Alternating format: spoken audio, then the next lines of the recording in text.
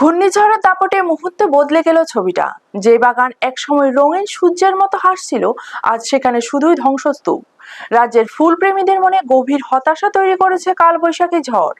চরিলাম বিদ্যালয় সংলগ্ন এলাকায় ফুল চাষী সঞ্জিত দাসের পরিশ্রমে গড়ে ওঠা ভাইরাল সূর্যমুখী বাগান সম্পূর্ণভাবে নষ্ট হয়ে গেছে ঝড়ের তাণ্ডবে।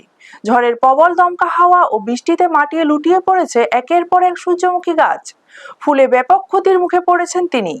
এই বাগানটি শুধু একটি চাষের ক্ষেত্রই ছিল না, বরং স্থানীয় মানুষ ও পর্যটকদের আকর্ষণের কেন্দ্র হয়ে উঠেছিল।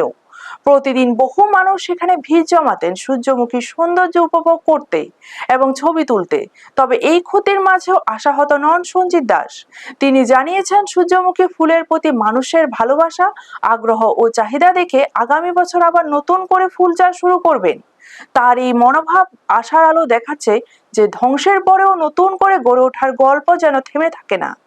ব্যুরো রিপোর্ট, নিউজ তৎকাল 24।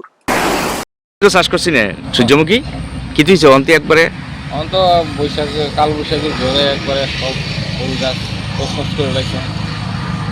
ফুল ফুটেও যেতেছে গা, গাছও মরে যেতেছে গা। অন্ত বাগান করছিলাম, মোটামুটি মানুষ আনন্দ পাইছে ভালোই।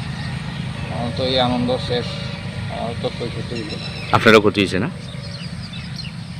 মানে ফুলপ্রেমীদের আনন্দে আঘাত আনছে কালবৈশাখী। কালবৈশাখী দেখুন।